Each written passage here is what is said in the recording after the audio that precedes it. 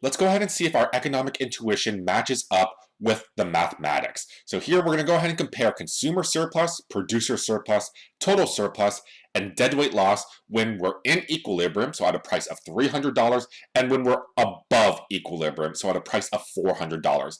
Here is basically the supply and demand curves that we built up. We're just giving you a few more specific numbers compared to the previous slide that you saw in the previous lecture. Here, I do need to give you all this information in order for all these numbers to work out correctly. So here, yes, we have enough information. So let's go ahead and take a look at these four measures right here when we go ahead and find ourselves in equilibrium. And this is going to be the easy case. We've done a few examples of this already. So when we're in equilibrium, we're at the single intersection of supply and demand. We know we're working with an equilibrium price of $300, equilibrium quantity of 20. So everything is hunky-dory. We're in our happy little place within the economy. So consumer surplus, producer surplus, total surplus, and deadweight loss are going to be very easy for us to find. For consumer surplus, we'll draw this first. Consumer surplus, remember, it's the area above the price, below the demand curve. So above the price, which is $300, below the demand curve, right here. So here, big triangle on top, we have a base, which is 20 minus 0, and a height, which is 500 minus 300. So here, 1/2 times 500 minus 300 times 20 minus 0. And remember, because we are equilibrium, we have 20 of these transactions taking place within the economy, so everybody is getting exactly what they want. 1/2 times 200 times 20 will give us $2,000 worth of consumer surplus. Next, let's go ahead and take a look at, do this in a new color, at producer surplus. Producer surplus, area below the price but above the supply curve, below the price of $300, above the supply curve, and we have the bottom triangle right here. So big triangle on the bottom. Once again, half the base times the height. 1/2. The base is going to be the same amount of transactions, 20 minus 0, and the height is 300 minus 100. So here, 300 minus 100 times 20 minus 0. And remember, it doesn't really matter if you take the base or the height first because it is multiplication. 1/2 times 200 times 20 will give us, coincidentally, the same amount right here, $2,000 worth of producer surplus. So here, complete coincidence that consumer surplus and producer surplus are equal to one another. That's perfectly fine. Next is to go ahead and find total surplus. Total surplus is just going to be the sum of consumer surplus and producer surplus. So here, go ahead, we figured these two out. Total surplus is going to be 2,000 plus 2,000, which gives us $4,000 worth of producer surplus. And remember, this number is only going to be maximized when we're in equilibrium. And why is that? It's because we have no inefficiency at all. We are being considered to be market efficient. So because this is the maximum number that can take place, our deadweight loss is equal to 0. We have 0 deadweight loss. So anytime we're in equilibrium, the single intersection between supply and demand, we're never going to have any deadweight loss at all. So here, consumer surplus, producer surplus, total surplus, and deadweight loss when we're in equilibrium. Pretty simple for us because we're always working with triangles in this instance. Next, let's go ahead and take a look at when prices go above equilibrium, so at $400. Remember, in this case, this is where we're working with some type of surplus. So there are many goods being delivered into the marketplace, but there's only a quantity demanded that is going to be less than that. So in the previous video, we said that at a price of 400, only 10 of these transactions were taking place, only 10 units of quantity demanded. Before, we were having 20 units of quantity demanded, but now only 10, so we know that we are being inefficient. If prices are above equilibrium, remember that consumers should lose out because they're paying too much. Producers should win because they're receiving a lot of money, but it's going to be inefficient because we have deadweight loss. So once again, we need to calculate out these specific areas. For consumer surplus, it's the area above the price below the demand curve. So we're working at a price of $400 now. We see that above the price, which is above $400, below the demand curve, constrained by the demand curve. So the only area that matches up with this is going to be the small triangle right here. So we can consider this to be our new consumer surplus. It's still a triangle, so that's okay. We have the area for a triangle, half the base times the height. So now our base is 10 minus 0 because we only have 10 of these transactions taking place. And the new height is 500 minus 400. So 1/2 times the base, 500 minus 400, and the height. So here, 10 minus 0. 10 minus 0.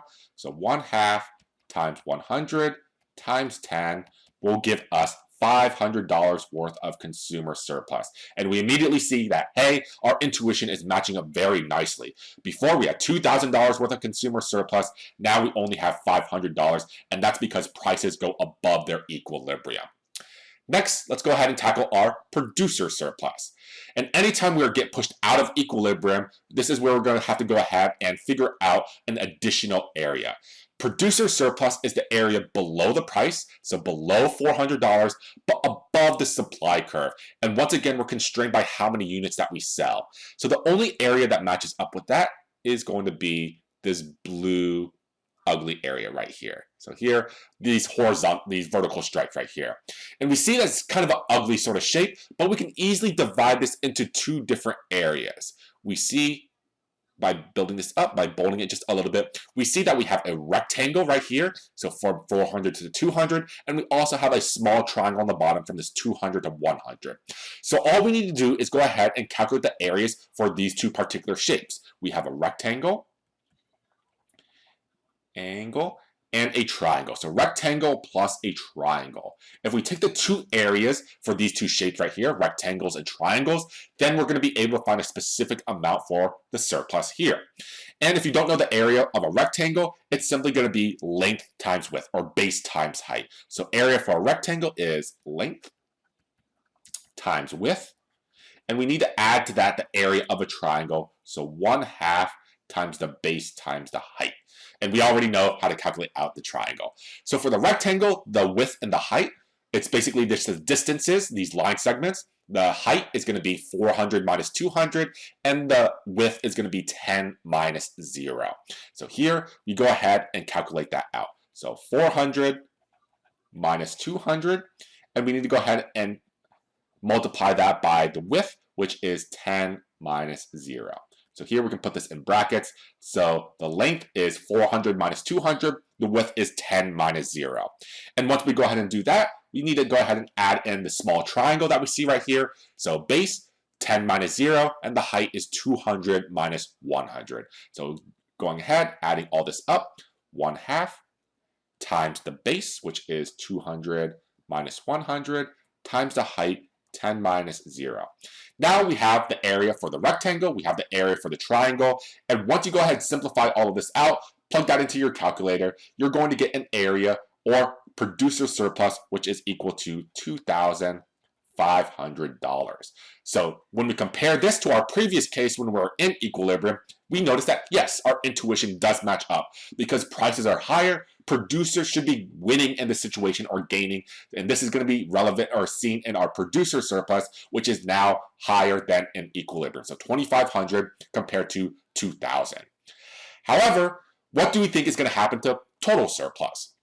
Total surplus, just go ahead and add these two numbers together. So add in producer surplus, add in consumer surplus. And because we are now being inefficient, we should notice that this number is going to be lower. So here, consumer surplus is 500, producer surplus is 2,500. Add these two numbers together, we get $3,000 worth of total surplus. So once again, our intuition is matching up very nicely. Here, when we compare total surplus, we notice that when things get pushed out of equilibrium, total surplus is now going to be lower. So here it's lower by $1,000. So where does the extra $1,000 go? That extra $1,000 is going to be our inefficiency, which is this deadweight loss. So here, one way to calculate out this deadweight loss is to go ahead, take a look at what's left over. And remember, we said that this triangle in the middle is always going to be our deadweight loss. So it's essentially the difference between what we sold in equilibrium versus what we're selling now. So here we can go ahead and say, I'll do this horizontal lines right here. This yellow area right here, this triangle, this is going to be our new deadweight loss, or we can just say deadweight loss. I'll go ahead and put this for the blue part as well. This blue part is our new producer surplus. So with our deadweight loss right here, always this triangle in the middle, it's always going to be a triangle. So 1/2 base times the height, our base is 20 minus 10, our height is 400 minus 200. So here, go ahead, substitute that into the area or the equation for a triangle. 1/2 times 400 minus 200 times 20 minus 10. Simplify this all the way down. This is where the extra $1,000 goes. So we have $1,000 worth of inefficiency or deadweight loss. So here, as we compare in equilibrium versus out of equilibrium, we notice that things are going to become just a little bit different. Here, when things get pushed out of equilibrium, we should note that total surplus plus the deadweight loss has to equal the deadweight loss when things are in equilibrium. So this is probably the most complex thing that we do within this particular chapter, just comparing all the ideas of efficiency and welfare when we're in equilibrium, when we're out of equilibrium. I would encourage you guys to do to change the numbers when prices go below equilibrium. So what happens when prices go equal to $200? You're going to notice that all these areas are going to be switching around with one another. So producers are going to lose out, consumers are going to win, but we still notice that total surplus is going to be lower compared to in equilibrium, and we're still going to have deadweight loss. So as before, try to get as much practice as you can when we're dealing with these ideas of efficiency and welfare, and be sure that you can correctly identify all these areas right here on a graph, and also to calculate them out with specific numbers using the areas for a triangle and areas for a rectangle.